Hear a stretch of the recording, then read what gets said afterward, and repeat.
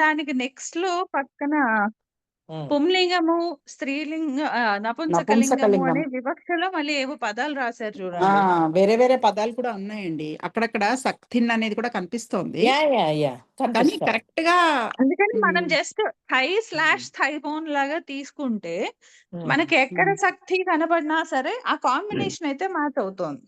ఉమ్, ఉమ్. అక్కడ ఏది వస్తుంది అనేది మనం బ్యాక్ ఆఫ్ ద మైండ్ పెట్టుకోవాలన్నమాట. ఉమ్. శక్తి అంటే థైబోన్ వస్తే కూడా శక్తిని. అవ్వచ్చు. దానికి కొంతమంది మీనింగ్ అయితే అమరంలో కొన్ని ఏమి చోట్ల ఇచ్చారంటే షంజ ఉమ్, సంగే అని ఇచ్చారండి. ఉమ్, అది ఇది మీనింగ్ అది అది ఇచ్చారు. ఆ వ్యుత్పత్తి దాంట్లో ధాతుకి ఇచ్చారు కదా. ధాతు మీనింగ్ అది ఇచ్చారు. మీరు అష్టాధ్యాయి అన్వేషణలో కోశాన్వేషణలో ఆ, అక్కడ శక్తి అని ప్రెస్ చేస్తే ఆ, ఎక్కడెక్కడ మొత్తం అష్టాధ్యాయులు ఎక్కడెక్కడ వస్తుంది అనేది అంతా చూపిస్తున్నారు అన్నమాట. ఉమ్, అన్ని సూత్రాలు ఉమ్. ఏ అన్ని వ్యాఖ్యానంలో ఎక్కడెక్కడ వస్తుంది. సూత్రాల్లోని ఇకారాంతాలే ఉన్నాయి కదా. తరాంతాలే ఆ, ఉన్నాయి. మధ్య మధ్యలో లేదండి, మధ్య మధ్యలో ఉమ్, అది శక్తిన్ అనే రూపం కూడా చూపించి ఆ ఏదో ఎక్స్ప్లెనేషన్ ఇస్తున్నారు. అది అర్థం కావట్లేదు, నాకైతే అర్థం కాలేదు. ఆహా, ఓకే. నేను శక్తి అని దీంట్లో టైప్ చేసుకుని చూశాను. సూత్రాలు అన్ని ఇకారాంతాల్లో కనపడ్డాయి. ఓకే. ఆ, మీరు ఎలా చూసారండి వాసు గారు? అష్టాధ్యాయి వ్యాఖ్యానాన్ని వ్యాఖ్యానాలు అని చెప్పి దాంట్లోకి వెళ్ళి చెక్ చేస్తే మొత్తం అన్నింటి మీద ఇచ్చేస్తుంది. ఆ, డిస్క్రిప్షన్ సెర్చ్ కొడుతుంది. ఇప్పుడు ఇది ఇక్కడ చూడండి. సూత్రంలోనే వస్తోందండి అంతే. ఉత్తర మృగ పూర్వాచ్ఛ సక్నః.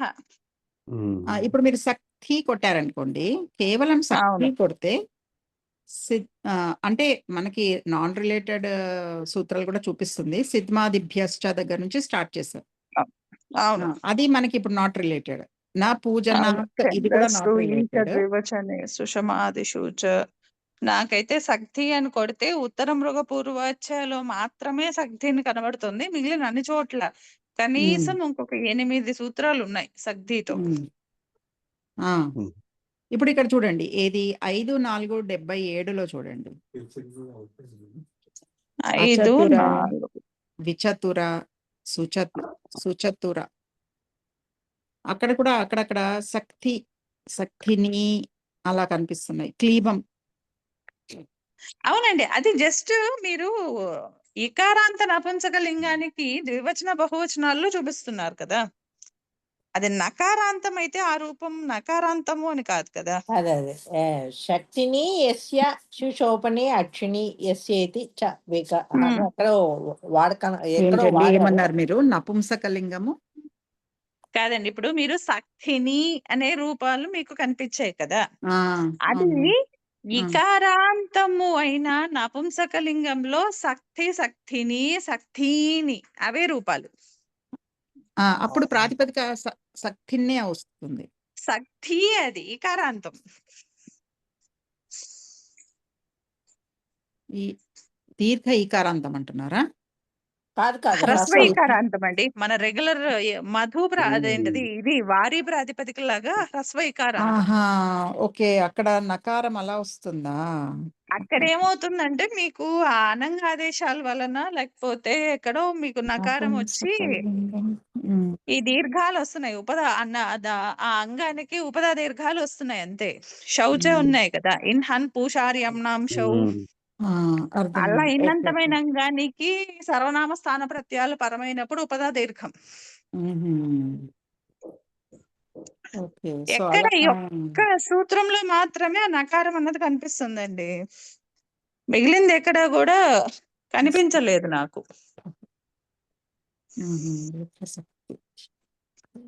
కాకపోతే ఇప్పుడు అంటే నాకు అనిపించిన పాయింట్ ఏంటంటే మనకి ఈ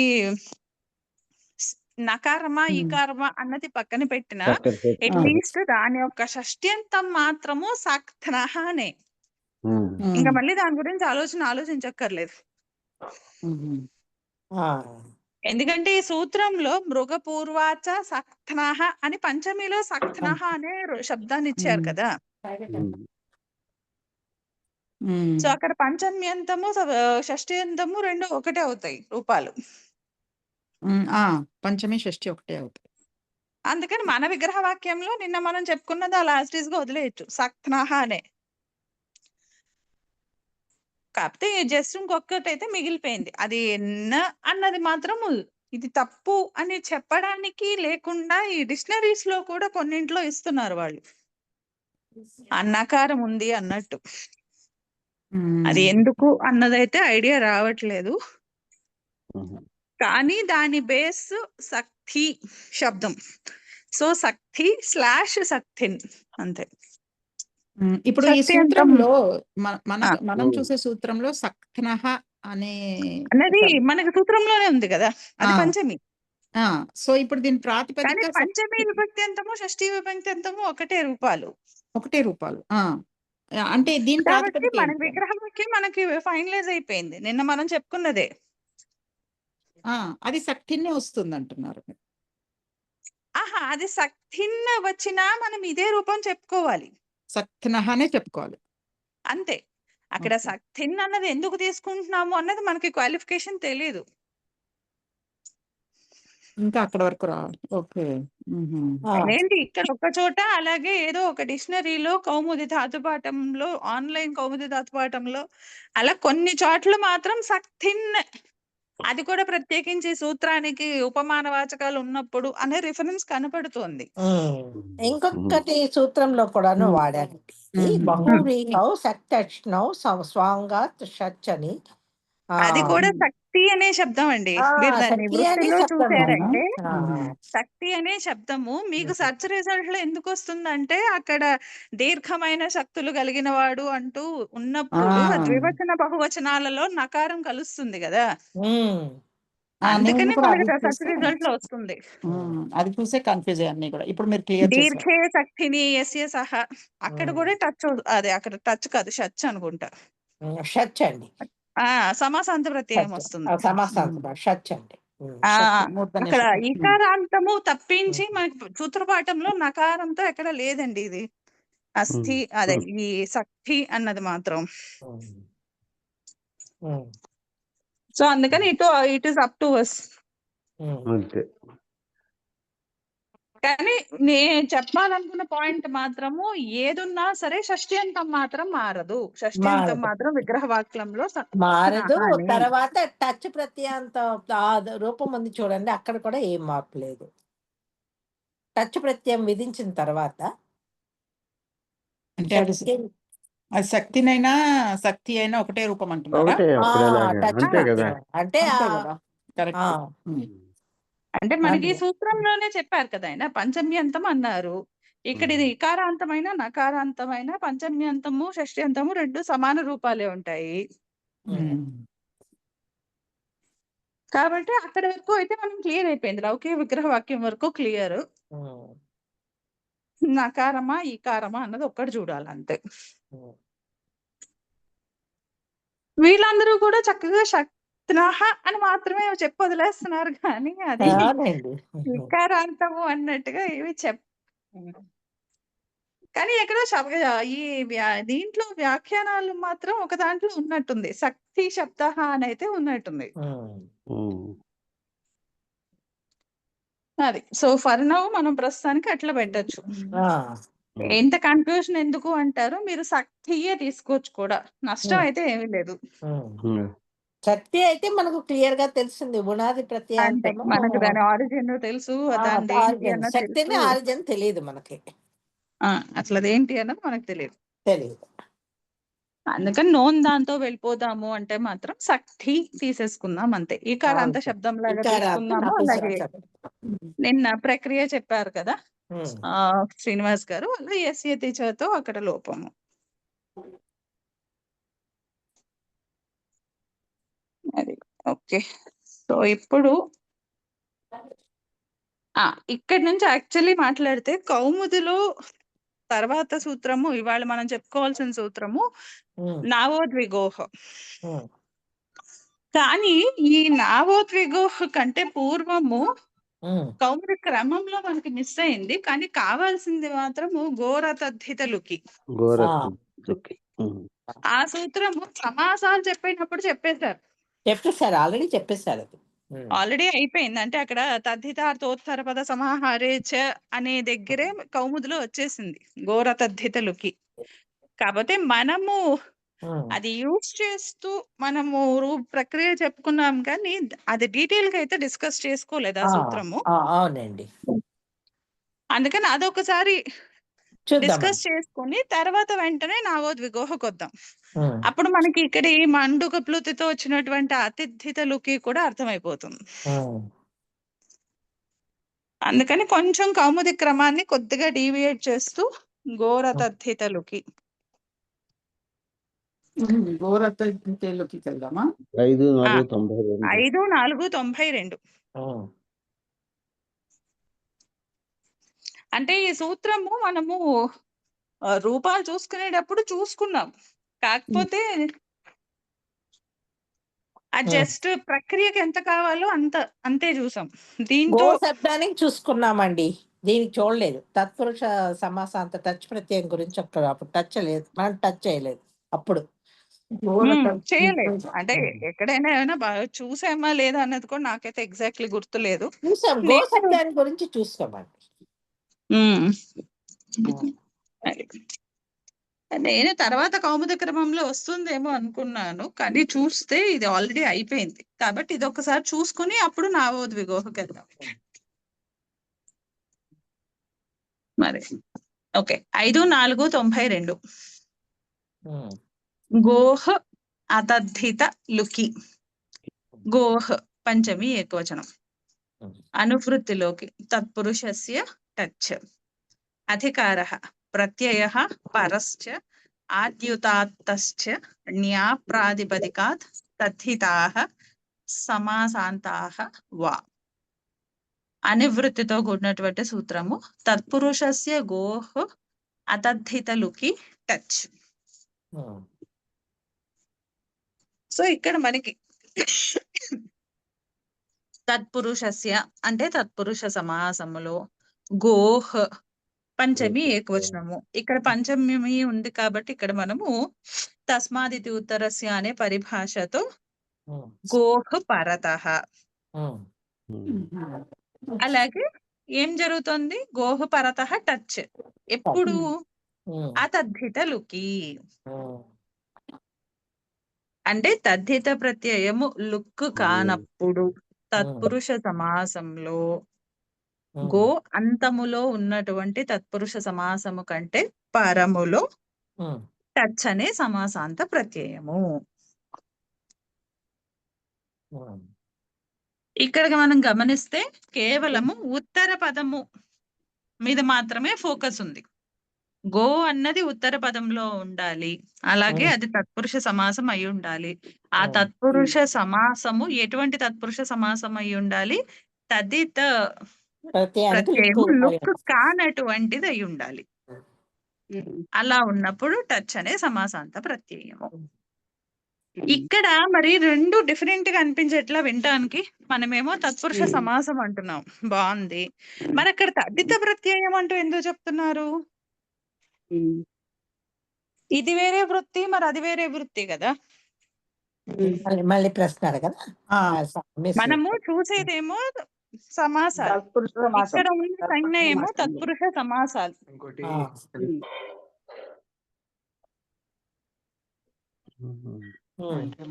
తద్ధితార్థంలో సమాసం అంటే ఇది టచ్ ప్రత్యయం కూడా తద్ధిత ప్రత్యయమే కదండి.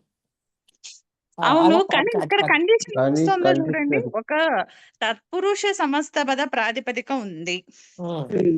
ఆ ప్రాతిపదికలో ఆ ఉత్తర పదం కింద గో శబ్దం ఉంది. దానికంటే పరంలో ఇంకో సమాసాంత తద్ధిత ప్రత్యయం వస్తుంది టచ్. ఎప్పుడు? తద్ధిత ప్రత్యయం కానప్పుడు లుక్ కానప్పుడు. అంటే ఇక్కడ ఏంటి, మనకి రెండు వృత్తులు కదా ఇవి పూర్తిగా. అవును, సమాస వృత్తి గురించి మాట్లాడుతున్నాం, సమాస వృత్తిలో సమాసాంత ప్రత్యయం గురించి మాట్లాడుతున్నాం. కానీ ఎప్పుడు మళ్ళీ టచ్ వస్తోంది అంటున్నారు? తద్ధిత ప్రత్యయం లుక్ కాకపోతే అంటే తద్ధిత వృత్తి గురించి మాట్లాడుతున్నారు. అంటే ఆ సమస్త పదము తత్పురుష సమాసము తత్పురుష ఐ మీన్ ఉమ్. తద్దిత కూడా అయ్యి ఉండాలి. తద్దితాంతం అయ్యి ఉండాలి. అది మళ్ళీ సమాసంలో వాడుతూ ఉండాలి మనం. అంటే ఈ మనం తద్దితాల్లో ఏమన్నా తద్దిత సమాసం సమాస తద్- సమాసంతో కూడుకున్న విగ్రహవాక్యాలు అలాంటివి ఏమైనా చెప్పుకుంటామా? అంటే ఆ సూత్రాలు అలా ఉంటాయా తత్పురుషతో? లేదు. కానీ మీరు భ్రమర్ గారు ఆల్మోస్ట్ గా వచ్చారు. మీరు రైట్ డైరెక్షన్ లో ఆడుతున్నారు. ఇద్దరు కరెక్ట్ గానే వచ్చారు. మనకి మీరు రివర్స్ లో ఆలోచిస్తున్నారు కదా, తదిత వృత్తిలో ఏమైనా సమాసాలు వాడతామా? అది రివర్స్ లో ఆలోచించండి. సమాస విధాయక శాస్త్రంలో ఎక్కడైనా తదిత ప్రత్యయాలు లేకపోతే తదితార్థము అంటూ ఎక్కడైనా వాడతామా మనం? వాడతాం. తద్దితార్థోత్తర పద సమాహారేచ. సమాహారేచ. అక్కడ ఆ వాడతాం. సూత్రం ఏం చెప్తుంది అసలు మనకి? తద్దితార్థంలో గాని ఉత్తర పదం పరంగా ఉన్నప్పుడు గాని సమాహారార్థంలో గాని సంఖ్య పూర్వంగా ఉన్నప్పుడు ద్విగు సమాసం. సంఖ్యాపూర్వ ద్విగు. ద్విగు ఓకే, సంజ్ఞ ఇక్కడ వస్తుంది. తదితార్థము అంటే అక్కడ అసలు ఎగ్జాక్ట్లీ అర్థం ఏంటి? అంటే మనము what do we mean by it? Context ఏంటి ఇక్కడ? ప్రాతిపదికకి తద్దిత అదే తద్దితార్థంలో సమాసాన్ని విధించినప్పుడు మనం తద్దితార్థంలో సమాసాన్ని విధించాం కదా. ఇప్పుడు తద్దితార్థము అంటే ఏంటి? తదిత ప్రత్యయాలు ఏ అర్థాలలో వస్తాయో అది తద్దితార్థం కదా. అంటే ఇప్పుడు అపత్యార్థం ఉంది, అది తద్దితార్థం అన్నాను. తద్దితార్థోత్తర ఉత్తర పద సమాహారే అన్నారు కదా. సంఖ్య పూర్వంగా ఉంది. ఉత్తర పదము మరి అన్నది వాడారు. నాకు అర్థపరంగా సంగతించట్లేదు. ఇప్పుడు మీరు చెప్పినది బాగుంది, ఇది తీసుకుందాం మనం. ఓకే, అంటే తద్దితార్థము అని చెప్తున్నారు మీరు. ఆ తద్దితార్థము సమాసాలలో వాడాలి అంటే ఎక్కడైనా కూడా తద్దితార్థము అంటే మనకు అర్థం ఏంటి? తద్దిత ప్రత్యయాలు ఎక్కడైతే విధిస్తామో అటువంటి అర్థాలు తద్దితార్థాలు అంటాం. అవును. అంటే ఇప్పుడు తద్దిత ప్రత్యయం తస్యాపత్యము అది ఒక విధించబడినటువంటి. తద్దితార్థము. అలాగే ప్రాగ్దీవ్యతార్థాలు, ఉమ్. తేన క్రీతార్థాలు, తేన క్రీత. అవన్నీ ఉమ్. అర్థాలు. కానీ ఆ అర్థాలలో తదిత వృత్తులే వస్తాయి కానీ సమాస వృత్తి రాదు కదా. ఉమ్. మరి ఇక్కడ తద్దితార్థోత్తర పద సమాహారే చ సూత్రంలో తద్దితార్థే అని చెప్పినప్పుడు ఇది ఏం ఇన్ఫర్ చేస్తున్నాం మనం? అది విషయ సప్తమి లాగా చెప్పచ్చా మనం? ఉమ్. అవును. తద్దిత ప్రత్యయమును అంటే ఏంటి? తర్వాత బాగా. తద్దిత ప్రత్యయమును చేరుస్తాము అనేటటువంటి వివక్షలో పూర్వమే సమాసం. ఉమ్. తద్దిత ప్రత్యయం చేర్చడానికి ముందే ఇప్పుడు సమాసం. షాన్ మాతుర్హ కామన్ పదం అందరం వినుంటాం కదా. అవును. అవును. ఎవరైనా షణ్మాత్ర సుబ్రహ్మణ్యేశ్వరుడు 6 ముఖములు దానికి 6 తల్లులు కలిగినటువంటి విగ్రహవాక్యం ఏం చెప్తాము? షణ్ణాం మాతృణాం. తర్వాత యస్య స ఆహాహా తద్దితార్థం అది అన్న తద్దితార్థం అన్నం. తస్యాపత్యం. తస్యాపత్యం. షణ్ణా మాతృణాం అపత్యం పుమాన్. అపచెంపుమాన్. అపచెంపుమాన్. అంటే ఏంటి? అక్కడ 6 తల్లుల పుత్రుడు ఆయన. అక్కడ తస్యాపత్యంలో అన్న విధించాలి. కానీ అక్కడ వన్న విధించడానికి కేవలము షష్ఠి అంతమే ఉందా? అక్కడ షణ్ణా మాతృణాం ఉంది కాబట్టి అక్కడ డైరెక్ట్ గా మనం తద్దిత ప్రత్యయం చేర్చడానికి అయితే లేదు. అందుకని ఏం చెప్తాము? తర్వాత తద్దిత అంటే తస్యాపత్య అధికారంలో ఇక్కడ ఒక తద్దిత ప్రత్యయము చేరుస్తాము అనేటటువంటి వివక్షలో పూర్వమే షణ్ ఆమ్ మాతృ ఆమ్ అనేటటువంటి షష్ఠ్యంతాలకి సంఖ్య లేదా దిక్కు పూర్వపదముగా ఉన్నప్పుడు తద్దితార్థోత్తర పద సమాహారేచ అనే సూత్రం చేత ఇక్కడ ద్విగు సమాసం.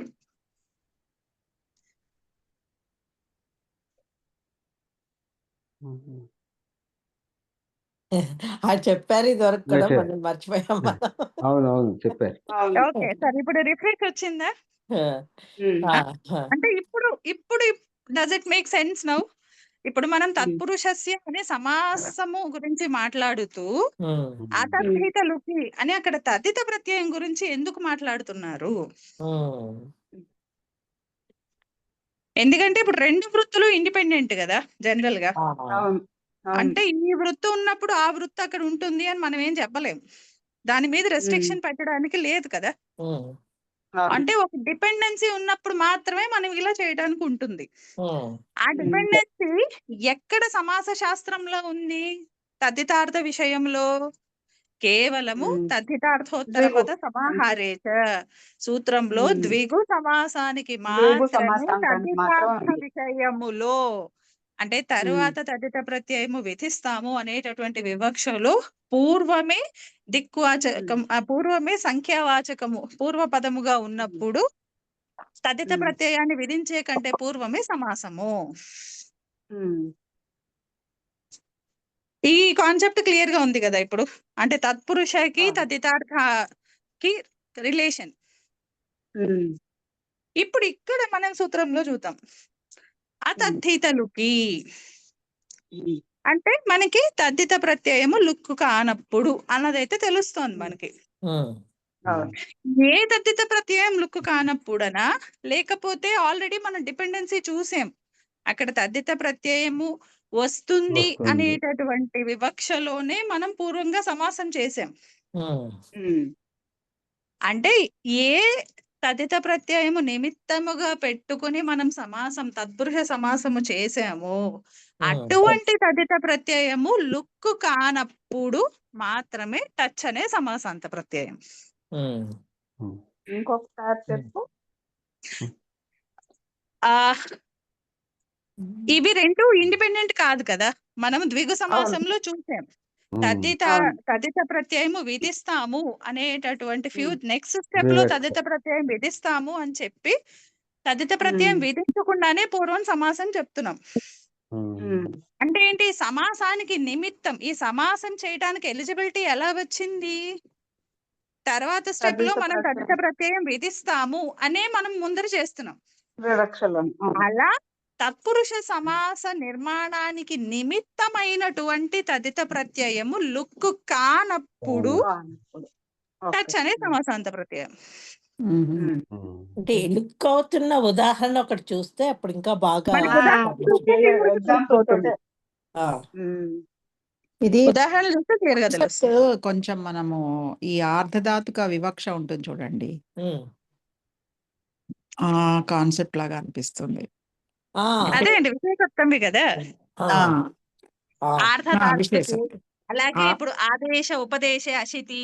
ఉమ్, ఇప్పుడు నిన్న అవును. అంటే మార్నింగ్ క్లాసెస్ లో ఎవరైనా అటెండ్ అవుతుంటే వాళ్ళు వెంటనే కనెక్ట్ అయిపోతారు. ఇప్పుడు ఉమ్, నిన్న అక్కడ ఖష్ అనే ప్రత్యయం పరంలో ఉంది. ఉమ్, ఉమ్. అక్కడ ధేట్ ఉంది ధాతువు. ఆ, ఉమ్, ఉమ్. అప్పుడు అందుకని స్ట్రెస్ చేసి నవీన్ గారు చెప్పారు కదా ఆ, అప్పుడు. ఆ. ఇక్కడ ఆదేశ బై డిఫాల్ట్ ఉపదేశే అశ్రుతి అది దాంతో ఆకారం రావచ్చు ఉండగా ఏజ్ అంతంలో యాత్వం. ఏజ్ ఆత్మ. ఉపదేశ అవస్థలో ఉమ్, ఉమ్, అది ఆ, విషయ సప్తమి కాబట్టి ఆ, మనకి అక్కడ చిత్తైన ప్రత్యయము లేదు అని అంటే చేస్తున్నాము అనే వివక్షలో అంటే అక్కడ పక్కన ఉమ్, పరంలో లేదు. అదే. విధించకుండానే ప్రత్యయం ఉమ్, విధించకుండానే ఉమ్, చిత్తైన ప్రత్యయ అదే చిత్త భిన్న ప్రత్యయ వివక్ష చేసుకుని మనం ఉమ్, అక్కడ ఆత్వం చెప్పేస్తాం. ఆత్వం చెప్తున్నా. ఉమ్, ఉమ్, అదే కాన్సెప్ట్ ఇక్కడ కూడా. ఇదంతా విషయ ఉమ్, సప్తమి కాన్సెప్ట్. ఉమ్, ఓకే. ఇక్కడ కూడా అంతే. ఇక్కడ తదితార్థములో అక్కడ తదిత ప్రత్యయం. ఇప్పుడు ఇక్కడైతే మనకి తస్యాపత్యం. ఆ తస్యాపత్యంతో అన్న అనేది విధించకుండానే విధించడానికి పూర్వమే సమాసం. అదే షష్యు ఆమ్ మాతృ ఆమ్ అనే సుబంతాలకి షష్ట్యంత సుబంతాలకి సంఖ్య పూర్వపదముగా ఉన్నటువంటి సుబంతాలకి సమాసము. ఉమ్, ఆ ఉమ్, సమాసానికి ఉమ్. ఆ శక్తి ప్రత్యయం. నిమిత్తమైనటువంటి తదిత ప్రత్యయము నిమిత్తమైనటువంటి తదిత ప్రత్యయము లుక్ కానప్పుడు మాత్రమే టచ్ ప్రత్యయం. టచ్ ప్రత్యయం. సమాస ఓ. ప్రత్యయం. ఉమ్.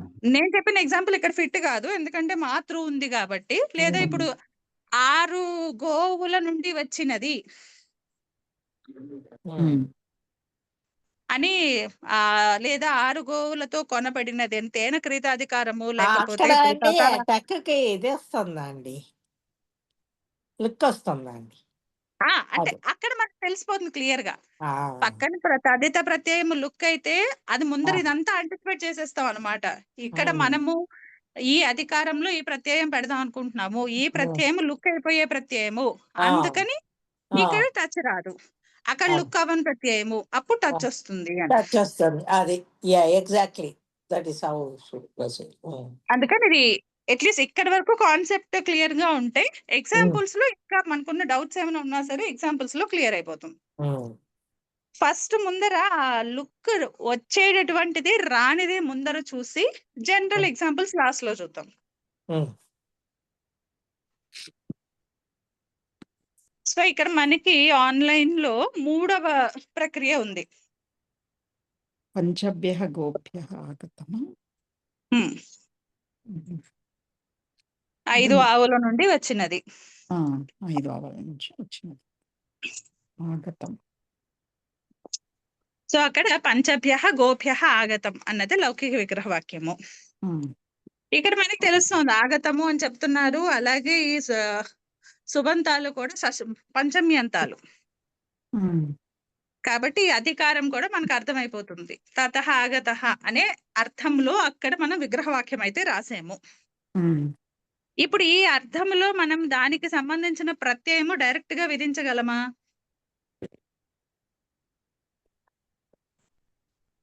అర్థం కాదు, క్వశ్చన్ అర్థం కాదు. అంటే ఇప్పుడు పంచెన్ ఇది బహువచనాలు కదా, పంచెన్ భ్యస్ గోభ్యస్ ఉమ్. ఎలాగూ 2 పంచమ్యంతాలు. అలాగే అక్కడ మనకి తెలుసు విగ్రహవాక్యం చూడంగానే పంచమ్యంతాలు ఆగతము అని ఉంది. అందుకని తతః ఆగతః అనే అర్థంలో అక్కడ ఏదో తదిత ప్రత్యయం వస్తోంది. వస్తోంది. అది వస్తోంది అని చెప్పి ఈ పంచెన్ భ్యస్ గోభ్యస్ అనే స్థితిలోనే మనము తదిత ప్రత్యయం విధించగలమా? తతః ఆగతః అని ఇది చెప్పారు కదండి మీరు. అదే తతః ఆగతః అనే అర్థంలో ఇక్కడ మీకు హేతు మనిషేభ్యః రూప్యః, హేతు మనిషేభ్యో అనేతరస్యాం రూప్యః, ఆ సూత్రం చేత అక్కడ ఏమొస్తుంది? రూప్యనే రూప్య ప్రత్యయం వస్తుంది కదా. తదిత ప్రత్యయం వస్తుంది. ఇక్కడ ఫస్ట్ క్వశ్చన్ ఏంటంటే మీరు ఆన్లైన్ ఫాలో అవ్వద్దు, ఎందుకంటే వాళ్ళ కాన్సెప్ట్ నుంచి డీవియేట్ అయ్యి మనకు అర్థమయ్యేలాగా రాసేసారు. కాన్సెప్ట్ అయితే అది కాదు కదా. ఇప్పుడు మీరు లౌకిక విగ్రహ వాక్యంలో పంచభ్యః గోభ్యః ఆగతం అని ఉంది. అలౌకిక విగ్రహ వాక్యానికి ట్రాన్స్లేట్ చేసినప్పుడు పంచెన్ భ్యస్ గోభ్యస్ అని ఉంది. ఇప్పుడు ఈ స్థితిలోనే మనము డైరెక్ట్ గా ఈ 2 పంచమ్యంతాల కంటే పరంలో రూప్య ప్రత్యయం విధించగలమా? తదిత ప్రత్యయాలు ఎప్పుడు ప్రాతిపదిక కంటే పరంగా విధించాలి కదా. ఇక్కడ సమాసం చేయాలి కదండి. నేను అడిగే ప్రశ్న, ఇప్పుడు మనకు అక్కడ 2 పంచమ్యంతాలు ఉన్నాయండి. ఇప్పుడు ఆ 2 పంచమ్యంతాల కంటే పరములో మనం డైరెక్ట్ గా రూప్య ప్రత్యయము విధించవచ్చా? చేయలేము అని నేను అనుకుంటున్నా. ఎందుకంటే ఆ 2 సమాసాంతాలని ఒక ప్రాతిపదిక లాగా చూపించాకని మనము రూప్య. ఎందుకని అంటే ఇప్పుడు చేయొద్దు అంటే ఎందుకు చేయకూడదు, చేయొచ్చు అంటే ఎలా చేయొచ్చు? అంటే ద్విగు సమాసానికి పంచన్ అనే సంఖ్యావాచకం ఉంది కనుక తద్దితార్థోత్తర పద సమాహారేచ అని డైరెక్ట్ సూత్రం అప్లై చేసుకోవచ్చేమో కదా. ఆ సూత్రం చేత మనం నేను అడిగే ప్రశ్న సూత్రం అప్లై చేయాలా కాదా అని కాదు. నేను అడిగే ప్రశ్న ఈ పంచభ్యః గోభ్యః అనేటటువంటి 2 పంచమ్యంతాల కంటే పరముగా ఇంకా అసలు ఏమీ చెయ్యకుండానే రూప్య అనేటటువంటి తదిత ఈ ఆగతః అనే అధికారంలో రూప్య ప్రత్యయము విధించవచ్చా విధించకూడదా? సమాసాంత ప్రత్యయం వచ్చిన తర్వాతే విధించాలి. సమాసం లేదు, కంప్లీట్. సమాసం గురించి కూడా నేను మాట్లాడలేదండి. ఊరక నేను ఫస్ట్ స్టెప్ లోనే పంచన్నభ్యస్ గోభ్యస్ అన్ని స్థితిలోనే అక్కడ మనకి తతః ఆగతః అధికారంలో మనకి ఎటువంటి దీనికంటే పరంలో ఉంటుంది రూప్య ప్రత్యయము పంచమ్యంతమే అక్కడ ఉన్నది. సమర్థవంతమైన పంచమ్యంతం. ఇక్కడ మనకి పంచమ్యంతాలు ఉన్నాయిగా రెండు. అంటే ఎప్పుడు సుబంతానికంటే పరంలోనే కాబట్టి ఇక్కడ మనకి దానికి కావాల్సిన పంచమ్యంతాలు ఉన్నాయి, పంచభ్యః గోప్యః అని. మరి ఇప్పుడు మనం డైరెక్ట్ గా పంచభ్యః గోప్యః అనేటటువంటి రెండు పంచమ్యంతాల కంటే పరంలో డైరెక్ట్ గా ఇంక ఏ మోడిఫికేషన్ చేయకుండా రూప్య ప్రత్యయము అటాచ్ చేయవచ్చా లేదా? చేయకూడదు. ఓకే, చేయకూడదు అంటే ఎందుకని చేయకూడదు? అంటే ఇప్పుడు ఈ మీరు రూప్య అనేది సంవత్సరం ఏ చేసే కానీ చేయడానికి పంచమ్యంతాన్ని లేదేమో పెట్టుకుంటున్నారు కదండి. అనేది కూడా క్లియర్ గా రూపీ చెప్పాలి అనే కదా మనము. సమాసాలు దీనికి కదండి చేసేది. రూపీ అనేది ప్రాతిపదిక కదా చేసేది. ఆ ప్రాతిపదిక కూడా మీకు నామవాచకం ఏదైనా అవ్వాలి కదా, సంజ్ఞ ఏదైనా అవ్వాలి కదా. అక్కడ ప్రాతిపదిక కాదు కదా, అది ఎలాగో తతః అన్నారు కాబట్టి పంచమ్యంతానికి తర్వాత తుప్పులకు లుక్ అవుతుంది. మనము మాతృణాం దగ్గర అన్నప్రత్యయము ముందర వివక్ష చేసుకుని సో ఫస్ట్ ఆఫ్ ఆల్ మనం ఎక్కడికి వెళ్ళిపోవాలంటే తదిత ప్రత్యయాలు అసలు ఎక్కడ ఏ కాంటెక్స్ట్ లో అప్లై చేస్తాము? అక్కడ సుబంతాలకు అప్లై చేస్తాం తప్పించి వాక్యాలకు అప్లై చెయ్యం కదా. వాక్యాలకు అప్లై చెయ్యం. ఇక్కడ ఏంటి ఒకటే సుబంతమా ఉన్నది, పంచభ్యః గోభ్యః. అదే రెండిట్లో ఏది దేనికి అప్లై చేయాలో ఆ తెలియదు. రెండింటితో ఉన్నటువంటి దానికి రెండు ఉన్నప్పుడు మనకు పనిచేయదు కదా తద్దితార్థము. అక్కడ ఇందాక మీరు నేను అదే క్వశ్చన్ అడిగాను అనమాట, దేనికి అప్లై చేయాలో ఎలా తెలుస్తుంది అని. ఎందుకు అందుకనే అక్కడ మీకు మొదట్లోని తదిత అధికారం మొదలు పెట్టినప్పుడే చెప్పేస్తారు వాక్యం మా భూత్ అని చెప్పేసి. అంటే ఇక్కడ ఏ కేవలం సూత్రంలో ఒక చెప్పారండి అది? సుబంతము. ఏదండి ఎక్కడ ఏ సూత్రంలో చెప్పారండి అది? స్టార్టింగ్ ఈ అధికార సూత్రాలు అక్కడే వచ్చేస్తుందండి. ఎలా అయితే సనాది వృత్తికి మిగిలిన వృత్తులన్నిటికీ చెప్తారు కదా వాక్యే మా భూత్ అంటూ, అట్లా సేమ్ స్టేట్మెంట్ వస్తుంది అక్కడ కూడా. అదే రీజన్ వల్లనే మనము ఇలాంటి వాటన్నింటికి కూడా డైరెక్ట్ గా మనము ఇలా రెండు పదాలుగా ఉన్నప్పుడు ఆ రెండు పదాలకి మనము తదిత ప్రతిమ అప్లై చేయలేము. ఆ రూపీ అనే ప్రత్యయము అసలు విధించలేము మనం ఇలా రెండు ఉన్నప్పుడు. అందుకు ఏం జరుగుతుంది అప్పుడు?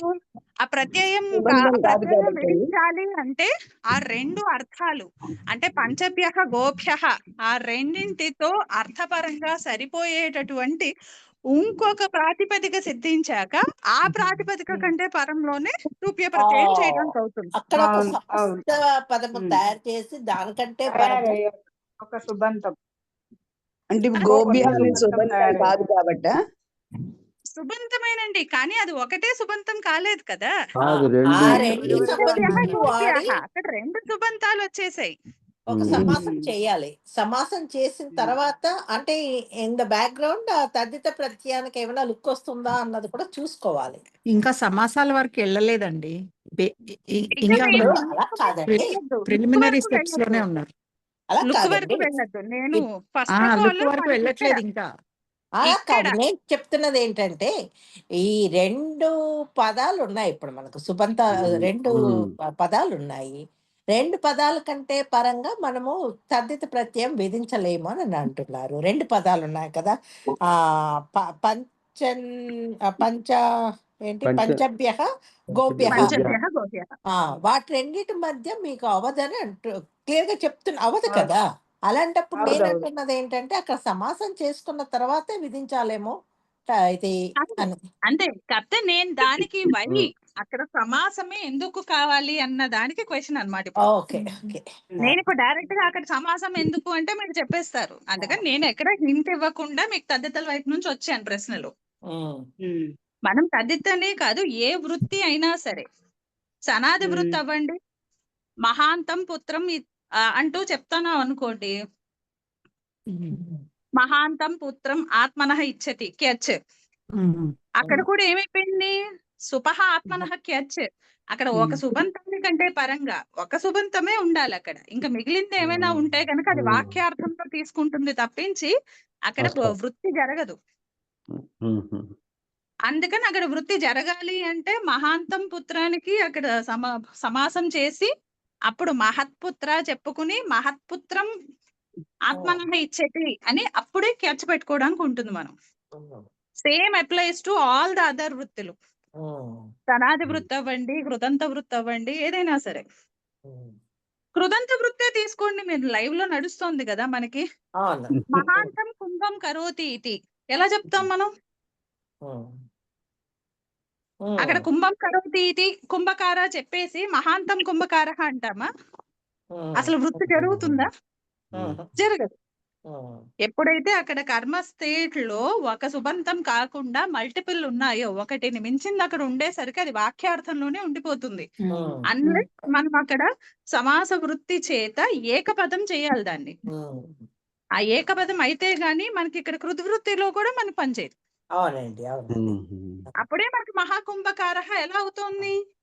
మహాంతం కుంభం అన్న రెండు ద్వితీయాంతాలకి మనం ప్రథమాలో సమాసం చెప్పుకొని అక్కడ మహాకుంభం అని చేసుకుని మహాకుంభం కరోతి ఇది మహాకుంభకార. అదే రూల్ మనకి తదితలకు కూడా. అందుకని ఇక్కడ ఏంటి, డైరెక్ట్ గా రూపీ ప్రత్యయం విధించడానికి అయితే లేదు. అందుకని రూప్య ప్రత్యయము విధిస్తాము అనేటటువంటి వివక్షలో ప్రత్యయమ విధానాత్ పూర్వం ఏవ సమాసః. అందుకని ఇక్కడ పంచెన్ భ్యస్ గోభ్యస్ అన్న ఈ రెండు సుబంతాలకి మనకి తద్ధితార్థోత్తర పద సమాహారేచ అనే సూత్రంలో తద్ధితార్థ వివక్షలో సమాసం. తద్ధిత ప్రత్యయం విధించే ఆ వివక్షలో సమాసము. అలాగే ఇక్కడ సంఖ్యాపూర్వో ద్విగుహు అనే సూత్రం చేత తద్ధితార్థోత్తర పద సమాహారేచ అనే సూత్రం చేత ఎక్కడైతే సమాసం చెప్పబడుతుందో అటువంటి సమాసంలో సంఖ్య పూర్వపదంగా ఉన్నప్పుడు ద్విగు సంజ్ఞ. అలాగే ద్విగుశ్చ అనే సూత్రం చేత ఈ ద్విగు సమాసము కూడా తత్పురుషే అని మళ్ళీ తత్పురుష సంజ్ఞ. ఈ సెట్ ఫామ్ అయిపోయాక ఇప్పుడు ఇక్కడ మనం వెంటనే ఏం చూస్తాము? సమాసాంత ప్రత్యయం గురించి వెతుక్కుంటాం. ఇక్కడ సమాసాంత ప్రత్యయం వెతుక్కునేటప్పుడు తద్ధిత ప్రత్యయం ఏం విధిస్తున్నాము, అది లుక్ అవుతుందా అవ్వదా అన్నంత ఆలోచన అక్కడ చేసుకుని దాన్ని బట్టి ఇక్కడ విధిస్తాం ముందర. సో ఇక్కడ మనము ఏ అర్థంలో, తతః ఆగతః అర్థంలో ఏ ప్రత్యయం వస్తోంది? హేతు మనచేభ్యో అన్యతరస్యాం రూప్య అనే సూత్రంతో రూప్య అనే ప్రత్యయం వస్తోంది. ఈ రూప్య అనే ప్రత్యయము ప్రాగ్దేవ్యత అర్థాలలోది. అలాగే ఇక్కడ మనకి రూప్య అనే ఉండిపోతుంది కదా, ఇదేమి అజాది ప్రాగ్దేవ్యత అర్థాలు కావు. లుక్ ద్విగు విషయంలో మనం రెండు సూత్రాలు లుక్లకి గుర్తుపెట్టుకోవాలి. ద్విగోర్ లుక్ అనపత్యే, ద్విగోహ లుక్ అనపత్యే అంటే అపత్యాధికార భిన్న ప్రాగ్దేవ్యత అర్థాలలో విధించినటువంటి ద్విగు ప్రాతిపదిక కంటే పరంలో విధించినటువంటి తదిత ప్రత్యయానికి లుక్. ఎప్పుడు అది కూడా మండూక ప్లుతి ద్వారా అచి అన్న తెచ్చుకుంటారు పూర్వ సూత్రాల నుంచి. అందుకని అజాది తదిత ప్రత్యయం ఉన్నప్పుడు మాత్రమే అక్కడ లుక్. ఇప్పుడు ఇక్కడ మన కాంటెక్స్ట్ ఏంటి? రూప్య అంటున్నాం మనం, ఇది అజాది కాదు. అంటే మనకి టెక్నికల్ గా ద్విగోర్లు కనపత్య అనే సూత్రం ప్రవర్తించదు. అందుకని ఇక్కడ మనకి లుక్ రాదు. లుక్ రాదు తద్దిత ప్రత్యయం అంటే ఈ సమాసం చేస్తున్నాము. ద్విగు సమాసానికి నిమిత్తమైనది ఏంటి ఇక్కడ? రూప్య అనే తద్దిత ప్రత్యయము. ఆ రూప్య అనే తద్దిత ప్రత్యయానికి లుక్ సంభవించటం లేదు. ఆ లుక్ లేదు. లుక్ భిన్నమైంది అది. కాబట్టి గోరతద్ధిత లుకి అనే సూత్రం చేత ద్విగు సమస్త పద గో అంతములో ఉన్నటువంటి ద్విగు ప్రాతిపదిక కంటే పరంలో టచ్ అనే సమాసాంత ప్రత్యయము.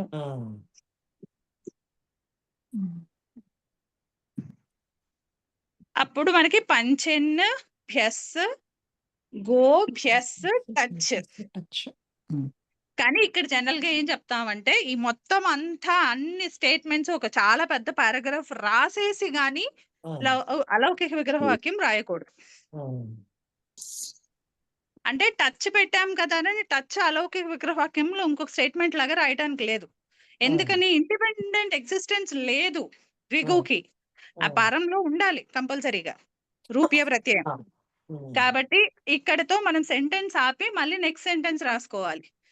ఏమని? ఇప్పుడు ఈ ద్విగు ప్రాతిపదిక కంటే పరంలో మనము తతహాగతః అనే అర్థములో హేతు మనుష్యేభ్యో అన్యతరస్యాం రూప్య అనే సూత్రం చేత రూప్య ప్రత్యయము.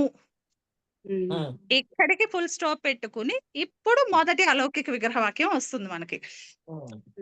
పంచన్ భ్యస్ గో భ్యస్ టచ్ రూప్య.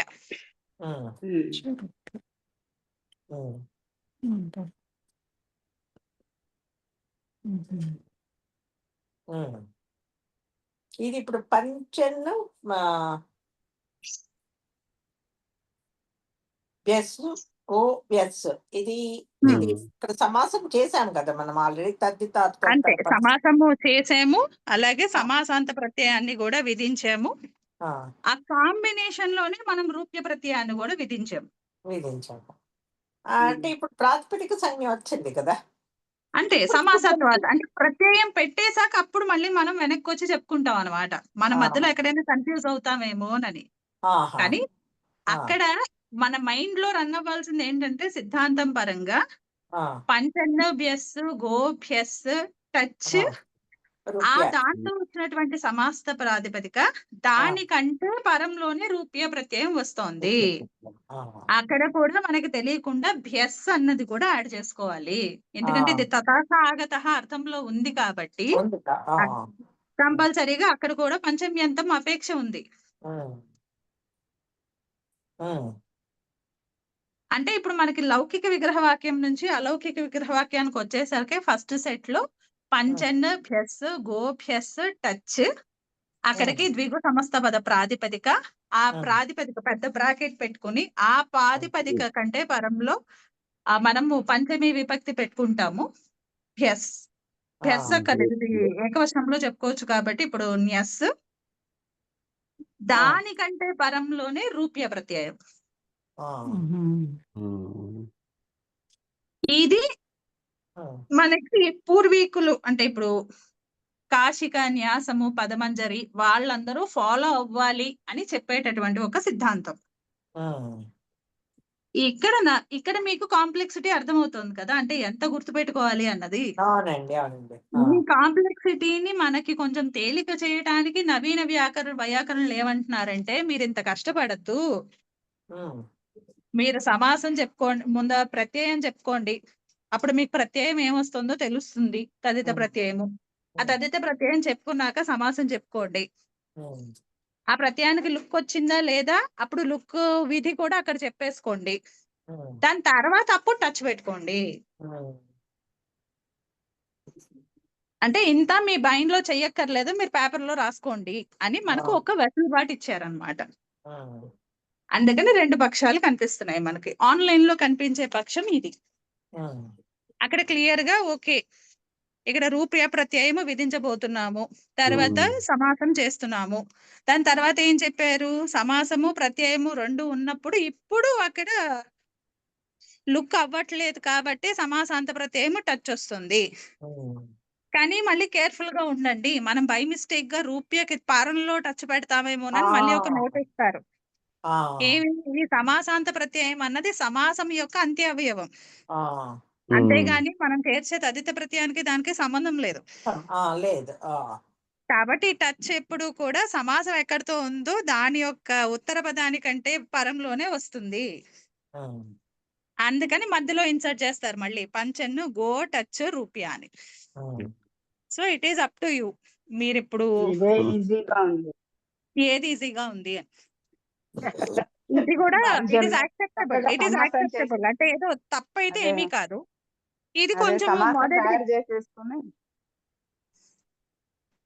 ఆల్రెడీ అలవాటుగా ఉంది గనక పూర్తిగా సమాసం లాగా చేసుకుని అప్పుడు మనం ఈ తద్దిత ప్రత్యయాన్ని వివక్ష చేస్తున్నాము అని ఆ తద్దిత ప్రత్యయాన్ని ఏ వివక్షలో తద్దిత చేస్తున్నామో ప్రత్యయము విధిస్తున్నాము అనే ఆ వివక్షలోనే ఇక్కడ సమాసం జరుగుతుంది.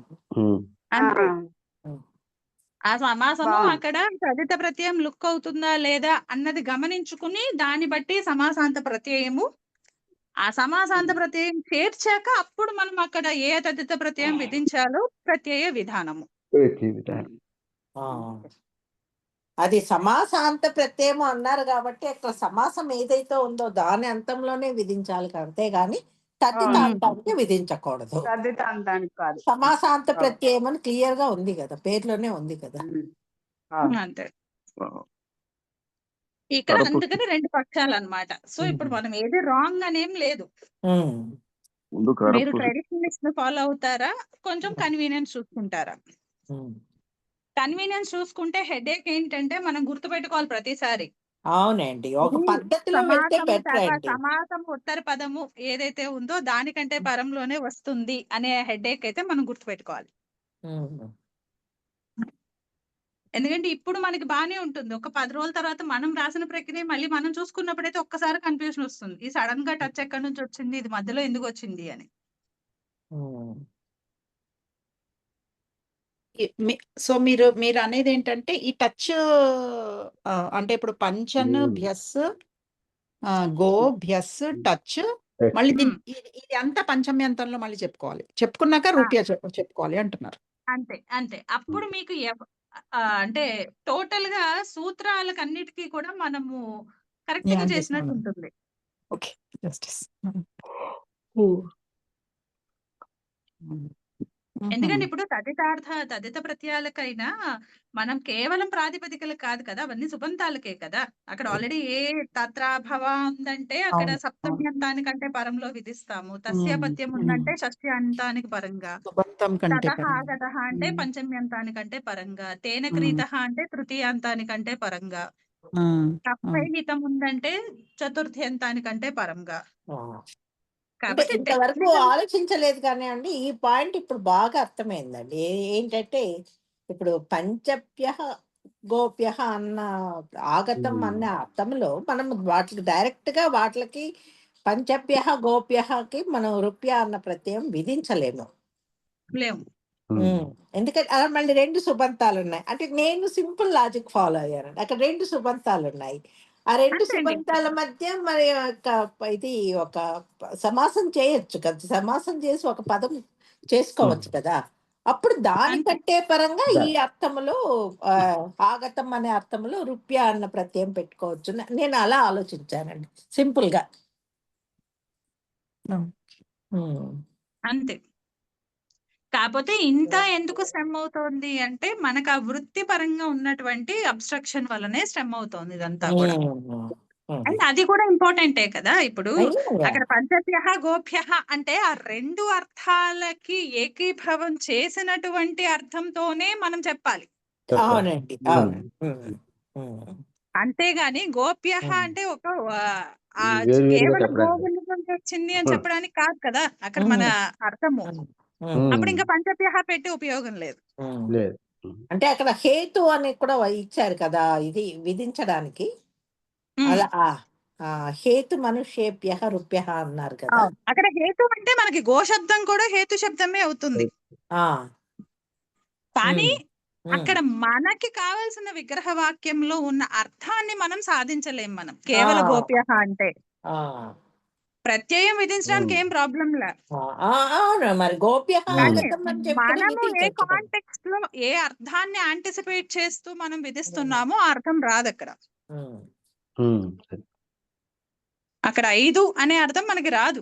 గోవుల నుండి వచ్చింది అనే అర్థం వస్తుంది, అంటే జనరిక్ సెన్స్ బహువచనంలో. అది.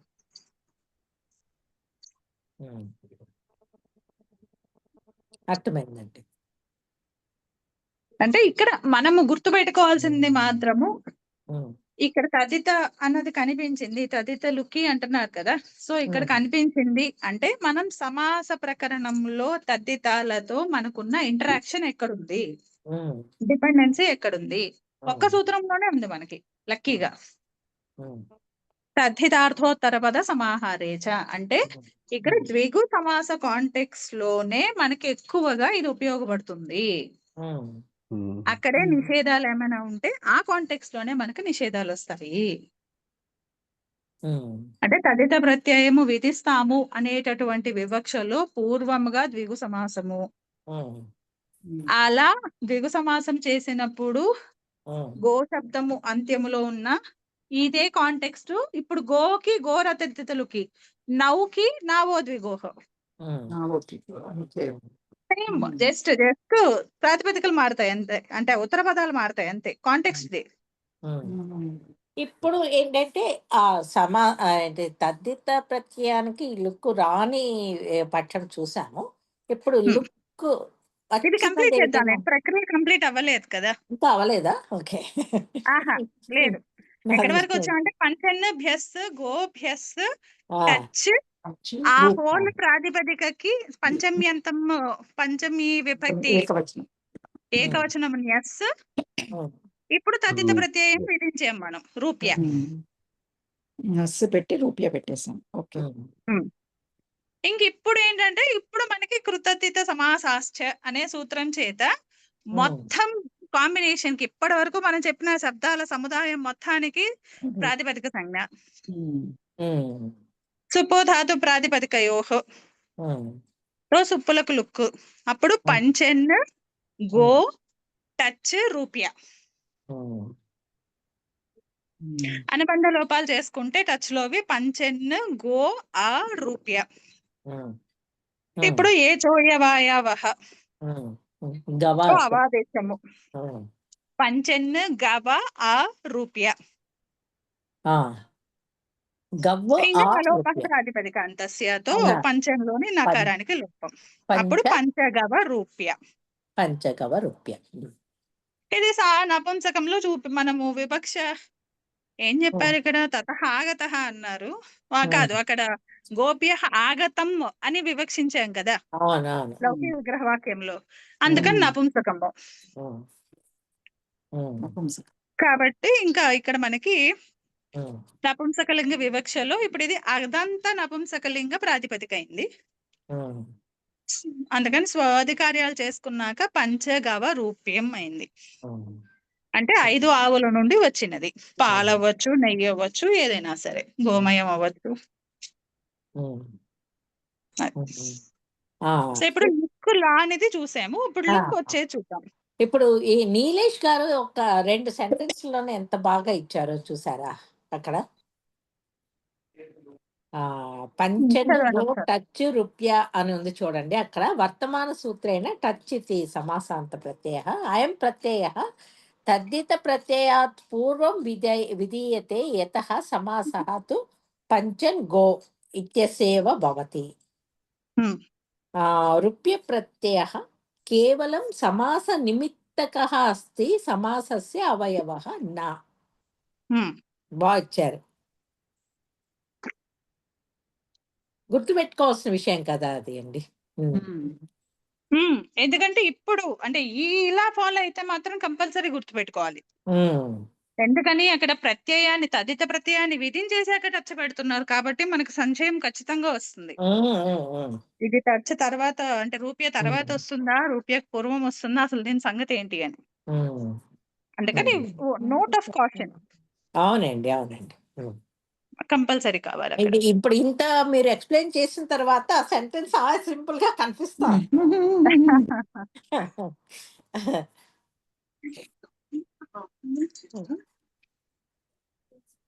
బాగుందండి. అది. సో ఇప్పుడు రెండవది చూద్దాం, లుక్ అయిపోయేది చూద్దాం. ఐదవ ప్రక్రియ ఉమ్. తేన క్రీతాధికారంలో చెప్తున్నారు. ఆ, పంచభిః గోభిః క్రీతం. ఉమ్. సిద్ధాంత కౌముదిలో కూడా అదే ఇచ్చారు కౌంటర్ ఎగ్జాంపుల్ కింద. ఆ, టచ్ రానటువంటి ఇది. ఆ,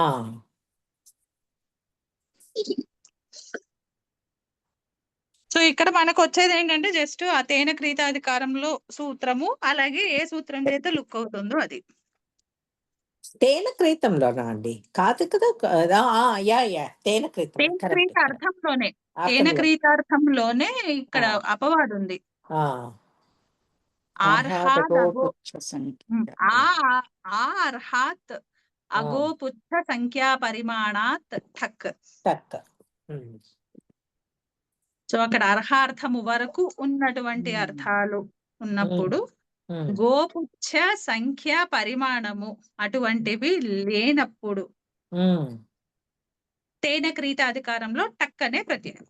తేన క్రీతాధికారం అనే కాదు, ఆ అర్హార్థము వరకు ఉన్నటువంటి అన్ని అర్థాలకు టక్ అనే ప్రత్యయం. ఉమ్. ఉమ్. సో ఇప్పుడు ఇక్కడ మనకి ఇది చెప్తారా శ్రీనివాస్ గారు?